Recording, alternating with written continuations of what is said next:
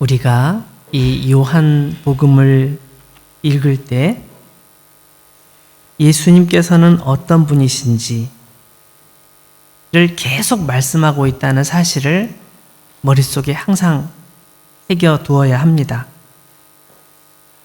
다른 성경도 마찬가지지만 특별히 요한복음을 읽을 때는 예수님은 어떤 분이신가?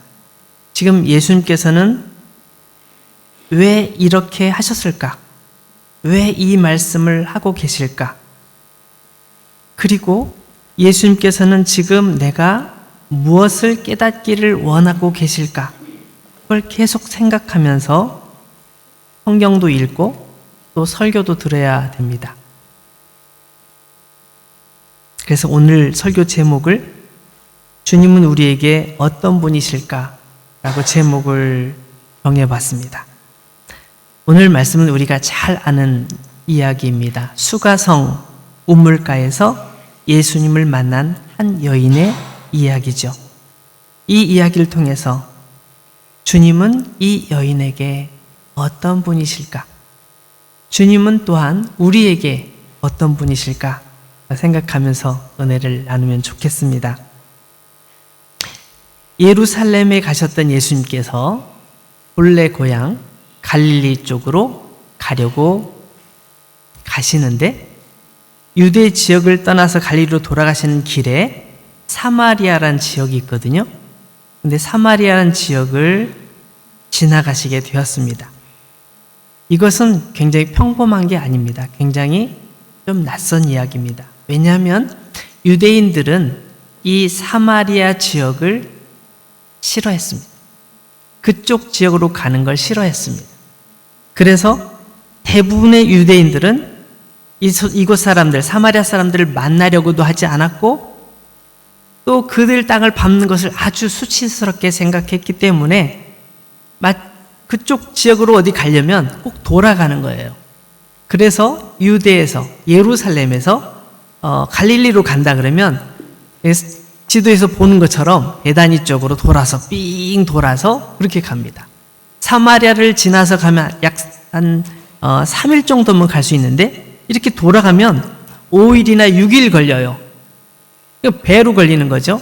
그럼에도 불구하고 그 사마리아로 지나가는 것을 굉장히 싫어했습니다. 그런데 예수님께서는 그렇게 하지 않으셨습니다.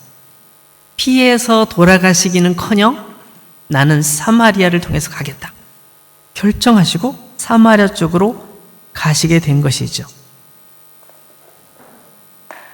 예수님께서 이렇게 하신 이유는 뭘까요? 다른 사람들은 그렇게 생각했어요. 거기는 하나님께서 버리신 땅이야. 거기는 더러운 곳이야. 사람들은 다 못됐고 다 죄인들이야. 거기는 가면 안 돼.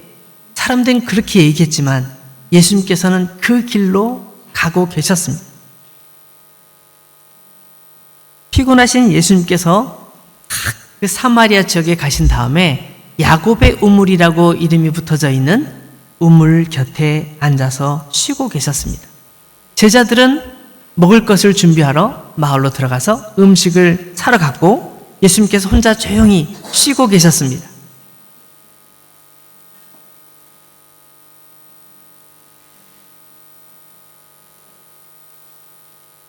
아무도 없이 혼자 조용히 계시면 얼마나 조용했을까요? 그죠? 제가 잠깐 그 효과를 내보려고 아무 말도 안 한 거예요.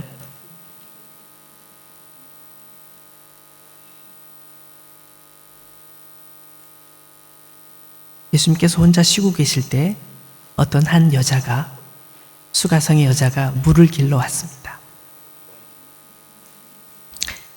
예수님께서는 그 여자가 물을 깃는 것을 보시고 그 여자에게 나에게 물 좀 달라고 말씀을 하시죠. 우리가 잘 알고 있는 내용입니다. 그러자 여인은 깜짝 놀라서 아니 저에게 물을 달라고요? 9절 말씀을 한번 보시면 이렇게 나와 있어요. 당신은 유대인으로서 어찌하여 사마리아 여자인 나에게 물을 달라 하나이까? 보세요. 유대인과 사마리아인이 이렇게 물 한 모금 달라는 말조차도 안 하는 거예요. 서로 대화하는 것조차도 싫어하는 거예요. 그러니까 이 여자가 깜짝 놀라서 아니 저에게 왜 말을 거시는 거예요? 라고 질문을 하는 것이죠. 유대인과 사마리아인이 분위기가 너무 안 좋은 거를 이렇게 느낄 수 있잖아요. 근데 사도 요한은 거기에다가 뒤에 설명을 붙였어요. 이는 유대인이 사마리아인과 상종하지 아니함일러라. 상종, 서로 얼굴을 대하려고 하지 않아요. 그 자체가 싫은 거예요. 그런데 예수님께서는 이렇게 대답을 하세요. 10절 말씀 보세요. 내가 만일 하나님의 선물과 또 내게 물 좀 달라 하는 이가 누구인 줄 알았더라면 내가 그에게 구하였을 것이요 그가 생수를 내게 주었으리라. 여러분 여기서 우리 주목할 만한 단어가 몇 개 나와요. 첫 번째, 하나님의 선물. 하나님의 선물은 좋은 걸까요? 나쁜 걸까요? 좋은 거예요. 하나님의 선물. 하나님께서 가장 좋은 것으로 주세요. 저는 우리 아이들이 어렸을 때 뭘 좋은 걸 달라고 얘기하잖아요. 뭘 자기가 갖고 싶은 게 있어. 그걸 달라고 그러면 잠깐 고민을 해요. 저걸 정말 줘야 될까? 저걸 주면 혹시 다치지는 않을까? 저거보다 더 좋은 건 없을까? 그래서 걔는 500원짜리 뭘 사달라고 얘기했는데 난 500원짜리를 사주지 않고 2만 원짜리를 사줘요. 그게 더 좋고 더 안전하고 그 아이에게 교육적으로도 좋고 여러 가지 좋으니까. 당연히 제 아이는 그것을 기대하지 못했다가 그것을 받으면 너무너무 행복하잖아요. 그래서 너무 입이 이렇게 찢어지듯이 기뻐하는 모습을 여러 번 봤어요. 여러분 하나님의 선물이란 이 단어 속에는, 이 낱말 속에는 우리가 생각하는 그 무엇보다도 더 좋은 것이란 의미가 담겨져 있어요. 하나님께서 선물을 주시는데 우리가 생각하는 것보다 나쁜 걸 주실까요? 아니요. 더 훨씬 더 좋은 걸 주세요.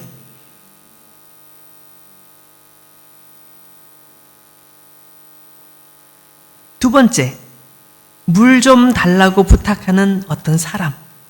그 사람의 정체에 관한 것. 도대체 누굴까? 이 낯선 사람, 물 좀 달라고 하는 이 사람, 그가 누구일까? 그는 하나님께서 보내신 사람이죠. 하나님께서 보내신 하나님의 사람, 그리스도죠. 그러나 이 여자는 그걸 몰라요. 만약에 그대가 알았더라면 오히려 나한테 물 좀 달라고 했을걸? 이라고 예수님께서 말씀하시는 거예요. 그렇죠. 하나님의 선물을 가지고 오신 그분이 앞에 계시다면 저에게 하나님의 선물을 주세요. 나에게 물을 주세요. 제가 물을 드릴 것이 아니라 저에게 물을 주셔야 되겠네요. 라고 분명히 얘기했을 텐데 그렇게 모르고 있기 때문에 그렇게 말할 수 없다는 거죠. 세 번째 단어는 생수라는 단어예요. 생수. 여러분 생수는 뭐죠? 요즘 물들이 너무 오염되어 있기 때문에 물들을 수원지에서 물을 받은 다음에 소독을 해요. 약품을 집어넣고 소독을 해. 그러다 보니까 몸에 좋은 그런 물질도 또 다 빠져나가거나 다 죽어버리거나 그래가지고 사실 그 물이 좋지 않다고 그래요. 그래서 수돗물을 우리가 먹지만 수돗물이 제일 좋은 물이 아니라 더 좋은 물은 뭐예요? 땅에서 직접 길어낸 물. 그 물이 좋잖아요. 그래서 요즘 생수라고 말해요. 근데 예수님께서 말씀하신 이 생수는 그 생수가 아니에요. 그 당시에는 수돗물이 없었습니다. 소독해서 먹는 물이 없었어요. 이 생수는 뭘까?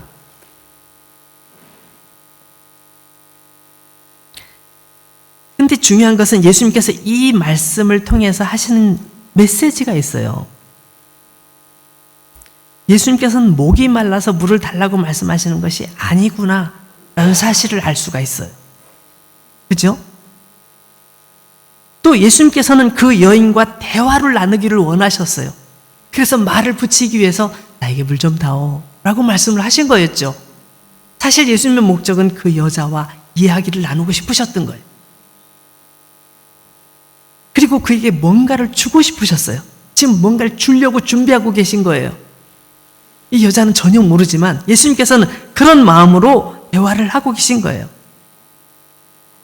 어쩌면 예수님께서는 이 여자를 만나기 위해서 사마리아를 돌아가지 않으시고 사마리아로 일부러 들어오셨을 수도 있겠죠. 우리는 그렇게 추정해 볼 수도 있습니다. 그렇지만 이 여인의 입장으로 볼 때는 어이가 없었어요. 아니 물을 주신다고요? 아니 물들 그릇도 없으시면서 어떻게 물을 줘요? 그리고 이 물 여기가 얼마나 깊은데 여기 뭐 어떻게 하시려고요? 저에게 물을 주신다고요? 아무것도 안 가지고 계신데 어떻게 하시려고요? 라고 질문을 하는 거죠.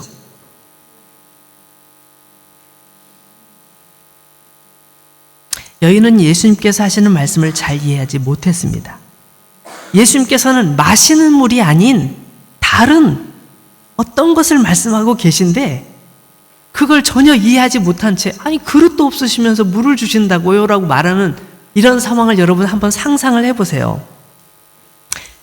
이 여자분은 조금 더 자존심을 탁 세우면서 한마디 더 하는 거죠. 이 우물물로 말씀드릴 것 같으면 우리 조상 야곱이 우리에게 준 야곱의 우물입니다. 우리 조상 대대로 야곱도 이 물을 마셨던 우리 조상 야곱도 이 물을 수천 년 전에 마셨고 그 물을 조상 대대로 먹어왔고 우리도 지금 그 물을 먹고 우리 짐승에게도 그 물을 먹이는 아주 좋은 물이에요. 다른 말로 아니 뭐 유대 쪽에는 이런 물 없을 거려 뭐 약간 그런 의미도 담겨 있는 거죠. 그러면서 한마디 결정적인 당신이 우리 조상 야곱보다 더 위대한 분이에요? 더 나은 분이에요? 더 큰 분이에요? 라고 질문을 딱 던져요. 12절 말씀에 그렇게 나오잖아요. 이 여인뿐만 아니라 이 수가성의 자랑인 거예요. 우리 동네에는 야곱의 우물이 있어. 이 우물은 언제든지 마르지 않고 항상 물이 풍부해서 우리 동네 사람들이 다 충분히 먹고 우리 동네에 있는 모든 가축들이 충분히 먹기에 부족함이 없는 좋은 물이야. 우리 조상 대대로 우리가 정말 이렇게 가지고 있는 이 물 생각만 해도 자부심이 있어 라고 생각하는 그 우물이었습니다. 근데 예수님께서 13절, 14절 말씀을 보시면 이런 말씀을 하세요. 이 말씀을 유심히 한번 생각해 보세요. 예수께서 대답하여 이르시되 이 물을 마시는 자마다 다시 목마르려니와 내가 주는 물을 마시는 자는 영원히 목마르지 아니하리니 내가 주는 물은 그 속에서 영생하도록 솟아나는 샘물이 되리라. 여기 예수님께서 말씀하시는 생수가 어떤 의미가 있는지 예수님께서 주신다고 하신 생수가 뭔지를 설명해 주고 있는 말씀입니다. 영원히 목마르지 않게 하는 그 무엇인가? 그냥 마시는 물, 이런 물이 아니고 뭔가 더 다른 것, 영원히 목마르지 않은 뭔가를 주신다고 예수님께서 말씀하고 계신 거죠. 그 샘물은 능력이 있어서 죽지 않고 영원히 살 수 있도록 한 능력이 있다는 그런 의미도 함대에 있는 뜻이에요. 여러분은 다 이해하시겠지만 이 여자는 이해할 수가 없었어요. 말이 되나? 그 어떻게 말이 되나? 이렇게 생각했던 것 같아요. 그래서 15절 말씀 읽어보면 한번 읽어보죠. 여자가 이르되 주여 그런 물을 내게 주사 목마르지도 않고 또 여기 물 기르러 오지도 않게 하옵소서. 한글 번역에는 이렇게 공손하게 기록되어 있지만 제가 이 문장을 가만히 생각해 봤는데 이렇게 말했을 것 같아요. 분위기상. 아유, 그런 물이 있어요? 진짜요? 아, 그런 물 있으면 가져와 봐요. 저도 한번 먹어보게. 저도 좀 줘요. 좀 먹어보게. 그럼 전 물 기르러 올 필요도 없겠네요? 끝났네요? 좋아요. 그렇게 해보세요. 모르겠어요. 낯선 남자에게 그렇게 거칠게 말하지는 않았겠죠. 그렇지만 그 마음속에 있는 느낌은 그런 물 있으면 나도 먹지. 그런 물이 어딨어? 라고 생각하는 예수님을 굉장히 비웃는 듯한 그런 뉘앙스를 가지고 있어요. 여러분 그걸 느껴본 적 있나요? 저는 이걸 아무리 읽어봐도 많이 생각해보면 생각해볼수록 이 여자가 고운 마음으로 그렇게 말한 것 같지는 않습니다. 그런데 여러분, 그 바로 다음에 대화가 진행되면서 여자의 얼굴이 확 변해버려요. 깜짝 놀라는 거죠. 예수님께서 이렇게 말씀하세요.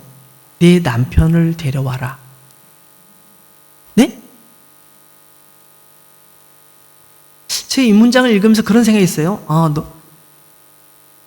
당신하고는 대화가 안 되니 남편하고 얘기 좀 할 테니까 남편을 좀 한번 데려오세요.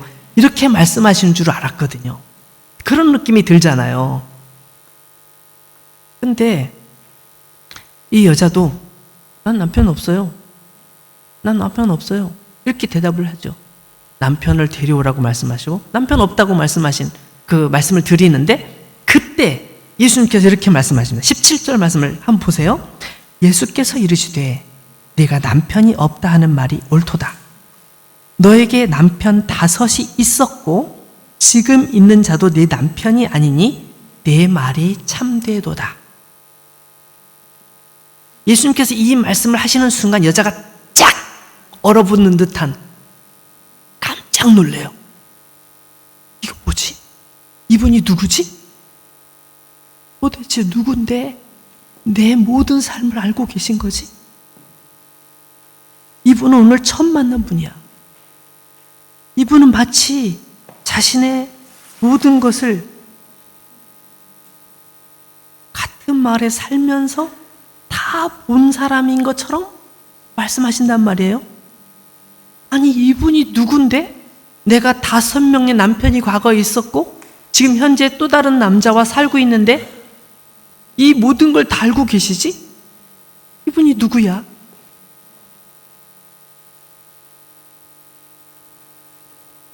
여러분, 오늘날처럼 남자와 여자의 그런 인권이 동등한 시대가 아니었어요. 그 당시에 여자들은 남자가 너 이혼이야, 나가, 집 나가, 이렇게 말하면 그날부로 이혼당하는 경우도 많았어요.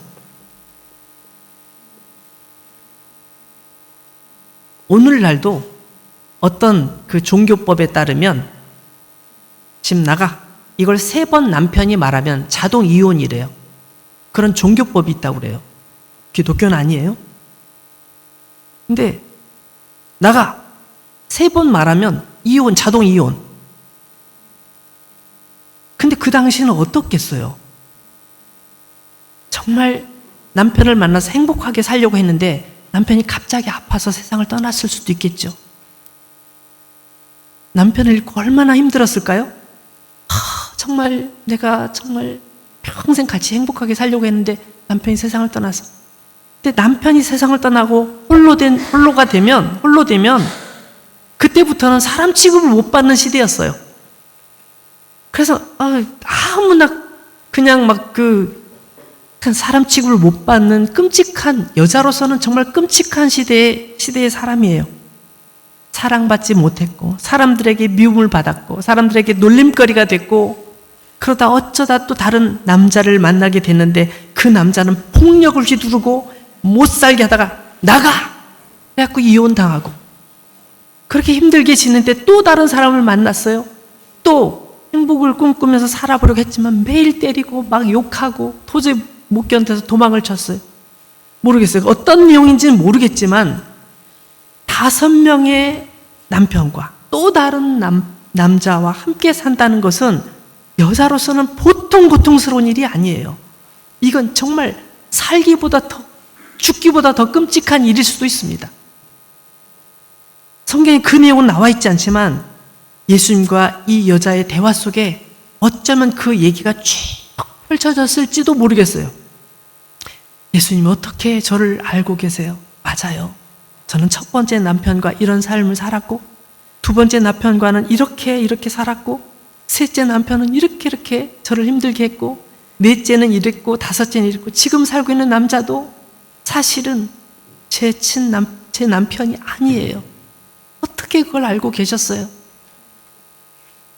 아마 이 여자는 자기 모든 것을 드러내놓고 얘기했을지도 모릅니다. 아니면 그렇게 얘기하기 전에 예수님께서 너의 첫 번째 남편은 참 좋은 분이었지? 너는 참 이렇게 하면서 그렇게 먼저 말씀해 주셨을지도 모르겠어요. 어쨌든 그 얘기는 오늘의 얘기 핵심이 아니기 때문에 성경에선 적고 있지 않지만 어쨌든 이 여인은 예수님과의 대화를 통해서 자신의 모든 것을 소상하게 알고 계신 그것을 발견하게 되면서 이분은 내가 그렇게 기다렸던 메시아 그리스도시구나, 이것을 알게 된 것입니다. 예수님께서는 그 여자에게 너의 목마름은 목이 마른 이 목마름이 아니라 너의 인생의 목마름은 딴 데 있잖아. 너의 진짜 목마름, 그것을 나는 너에게 얘기하고 있는 거야. 너의 진짜 행복은 어디 있는 거지? 너가 정말 행복하게 살아왔어? 지금 살아온 인생이 행복했어? 아니잖아. 예수님께서는 그걸 말씀하고 계셨던 거예요. 그녀의 진짜 목마름에 대해서 말씀하신 거. 5명의 남편, 그리고 또 다른 남자, 그들로 채울 수 없는 그녀의 마음속의 고민과 갈등과 슬픔과 두려움과 아픔들, 그 모든 것들에 대해서 예수님께서 알아주시고 말씀해 주시고 그것을 터치해 주셨을 때에 이 여자의 마음이 열리게 된 거예요. 여인은 자기의 삶의 가장 민감한 부분, 부끄러운 부분임에도 불구하고 그것을 예수님께서 꾸짖으시거나 화를 내시거나 조롱하지 아니하시고 그것에 대해서 말씀해 주신 것을 들으면서 자신의 마음을 확 열게 됩니다. 맞아요, 예수님. 나는 정말 하나님께 온전한 예배를 드리고 싶어요. 내가 어떻게, 어디서 예배를 드려야 진짜 온전한 예배를 드릴 수 있을까요? 예수님과의 그 대화가 이어집니다.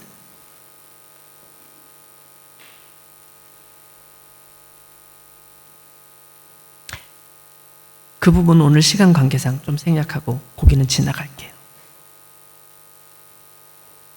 여인은 자신과 대하고 계신 분이 바로 마음속에 그렇게도 생각했던 나의 모든 아픔을 아실 그분은 언젠가 우리에게 오실 구세주 그리스도 그분이실 거야 라고 생각했던 그분이 바로 앞에 계시다는 사실을 그제서야 깨닫게 되고 깜짝 놀라게 되는 것이죠. 그래서 자기가 받은 이 은혜를 주체할 수가 없었어요. 너무 감격스러우니까. 갑자기 얘기를 하는 동안에 동네에 있는 다른 아줌마 생각이 났어요. 그분도 힘들어하는데 그분도 예수님을 만나면 얼마나 좋을까. 우리 뒷집에 있는 아줌마도 마찬가지. 늘 남편에게 매를 맞고 있는데 예수님을 만나면 얼마나 좋을까. 우리 동네에 정말 힘들어하는 아저씨가 있는데 그분도 예수님을 만나면 얼마나 좋을까.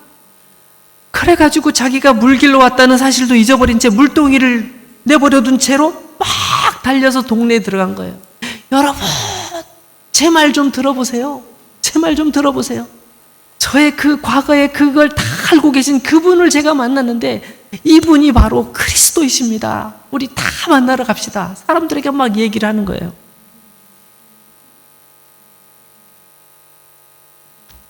동네 사람들이 여자가 시끄럽게 떠드니까 나와서 들었겠죠. 저 여자 늘 고개도 못 들고 다니던 사람인데 왜 저렇게 큰 소리를 지르는 거야? 근데 가만히 듣다 보니 여자가 얘기하는 게 마음에 와닿는 거예요. 그래서 도대체 누구 귀에 그런지 한번 가보자. 그래서 예수님을 찾아 나오죠. 예수님과 만나서 얘기하다 보니 마음속에 놀라운 감동을 받는 거예요. 이 여인이 예수님을 만나서 느꼈던 그런 마음들을 그들도 다 갖게 된 거예요. 예수님, 잠깐만요.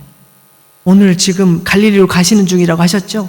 가지 마시고 잠깐만 저희 마을에 머무시면서 조금 더 이야기를 들려주시면 안 될까요? 예수님께 부탁을 드렸어요. 그래서 예수님께서 그 길을 가지 못하시고 이틀 동안 그 마을에 계시면서 사람들에게 하나님의 말씀을 전해 주셨어요. 여러분, 예수님께서 그 마을에서 어떤 말씀을 해 주셨을까요? 우리 마태복음, 마가복음, 누가복음, 요한복음에 보면 예수님께서 하셨던 말씀들이 많이 나와 있잖아요. 아마 그 말씀들 중에 어떤 걸 하셨겠죠. 여긴 그런 말씀들은 나와 있지 않아서 좀 궁금하지만 잘 모르겠어요. 어쨌든 그 말씀들을 쭉 들으면서 사람들은 이렇게 얘기해요. 이제 우리가 믿는 것은 당신의 말 때문에 믿는 것이 아니라 우리가 그 말씀을 직접 들어보니 이분은 참으로 세상의 구주이심을 알게 되었기 때문에 우리가 예수님을 믿는다. 그러면서 그들도 예수님을 믿게 되었다고 성경은 그렇게 우리에게 가르쳐 줍니다. 요한복음 7장 37절 38절 말씀을 보면 누구든지 목마르거든 내게로 와서 마셔라 라고 말씀하셨습니다. 예수님께서 물장사입니까? 물을 많이 놓고 팝니까? 생수병을 많이 가지고 계십니까? 아니에요. 예수님께서 말씀하시는 물은 이 물이 아니고 우리가 영생하도록 하는, 우리 속에 기쁨이 충만해지는 그런 하나님의 선물인 거예요. 하나님의 선물, 예수님께서 말씀하셨던 하나님의 선물을 준비해 놓으시고 우리를 찾고 계신 거예요. 우리를 찾아오시고 우리를 만나주시고 우리에게 얘기하고 싶어 하시고 우리의 얘기를 듣고 싶어 하시는 분이 예수님이시라는 거예요. 여러분, 우리는 수가성 여인에게 찾아오셨던 예수님 이야기를 함께 나눴습니다. 그를 통해서 수가성 다른 사람들도 예수님을 만났고 예수님을 알게 되었습니다. 예수님께서 오늘 이 말씀을 통해서 우리를 찾아오셨습니다. 우리의 마음속에 찾아오셨습니다. 우리에게 대화하기를 원하십니다. 얘야, 난 너하고 얘기하고 싶어. 너의 솔직한 얘기를 말해봐. 너의 아픔을 얘기해봐. 난 이미 알고 있지만 내 입술을 통해 듣고 싶거든. 한번 솔직하게 얘기해봐라.